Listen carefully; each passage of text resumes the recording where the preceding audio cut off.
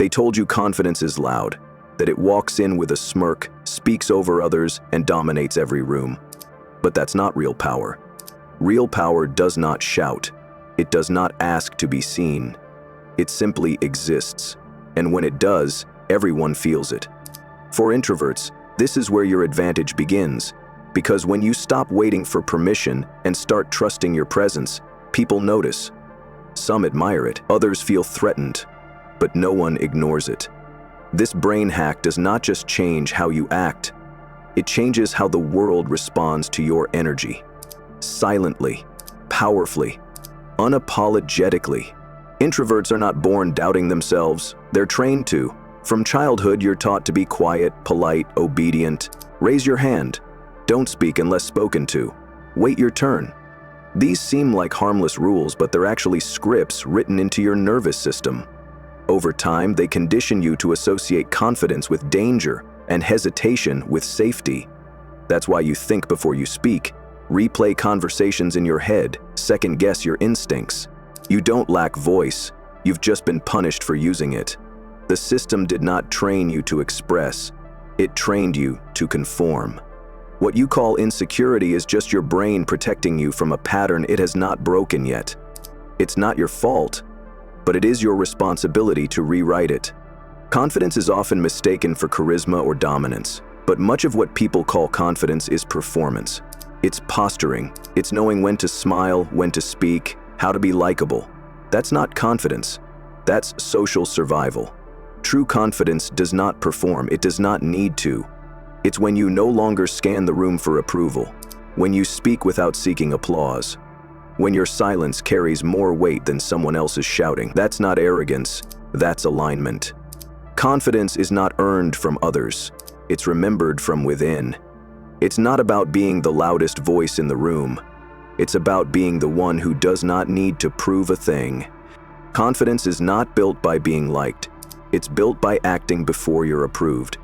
Most introverts wait for a signal, someone nodding, clapping, or smiling, before they feel safe to speak or move. That habit does not come from weakness, it comes from wiring. The brain has been trained to associate visibility with danger. But there's a way to reverse that conditioning. It's called the internal validation loop. This is a shift in your brain's reward system. Every time you act boldly without seeking feedback first, your dopamine levels rise, not because someone praised you, but because you took a risk. Your testosterone subtly reinforces your status, while serotonin stabilizes your emotional state. Oxytocin, usually triggered by social approval, gets replaced with the calm of self-alignment. This loop trains your nervous system to treat boldness as safety, not threat. You're no longer a hostage to reactions. You speak without waiting, you move without scanning for applause. Confidence becomes chemistry, not theory. The internal validation loop is not about feeling ready. It's about acting without permission until your brain recognizes the new standard. Over time, silence becomes strength, stillness becomes power, and approval becomes irrelevant. Because the only voice you start trusting is your own. But none of this happens by accident. It requires rituals that reshape your response to fear. Start with the action without permission practice. Every day, do one thing without waiting to feel ready.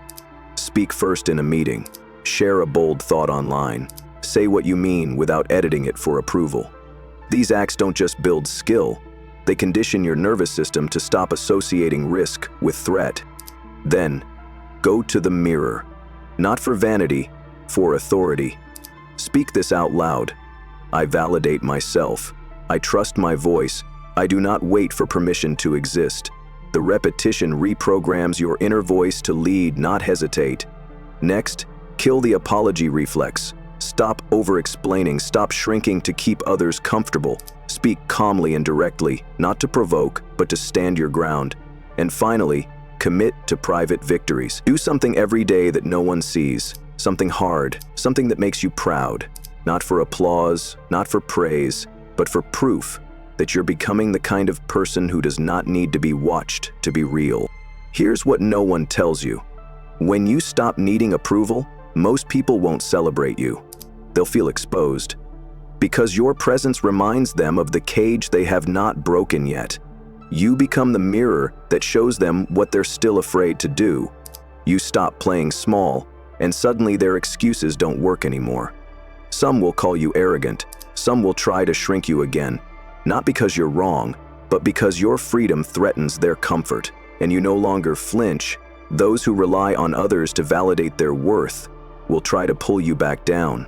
They're not mad at you. They're uncomfortable with what you reflect. But with every gain comes a warning. Confidence can rot if it is not watched. When it's left unchecked, it becomes ego. That voice in your head starts to shift.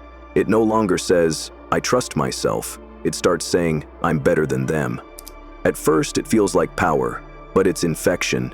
You stop listening. You reject feedback.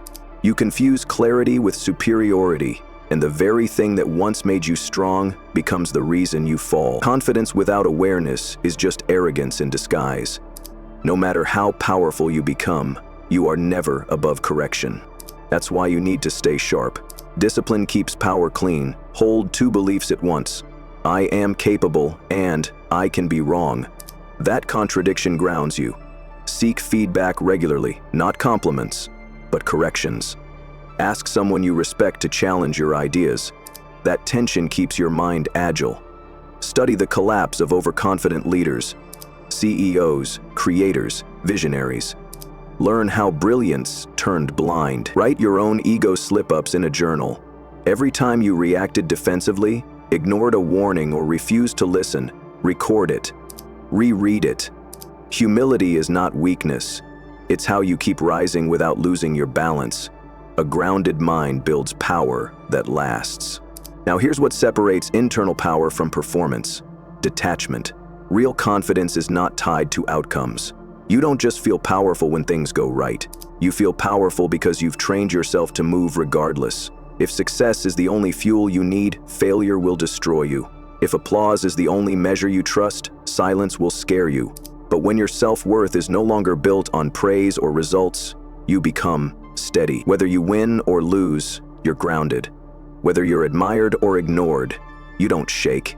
You move because you've decided that's who you are, not because the world told you to. If you've made it this far, then you already know something's changing. You're not just looking for tips, you're building something real. A confidence that does not crack under pressure. A presence that does not perform. You've stopped begging for space. You've started taking up room, quietly, intentionally, and you don't need to shout to be heard anymore. You've trained your nervous system to respond like a leader. You don't wait, you don't shrink, you don't ask to exist. You walk in, fully present, fully claimed. And one last thing, if this spoke to you, don't just click away and forget it. Let it change something. Like this video if it challenged you to think differently. Subscribe not because I asked, but because you're building the kind of confidence that does not rely on noise to be powerful, the kind of mind that stays unreadable, untouchable, and unshakable. And before you go, answer this in the comments. What part of your identity are you done apologizing for? Let your voice be the first sign that you've stopped waiting.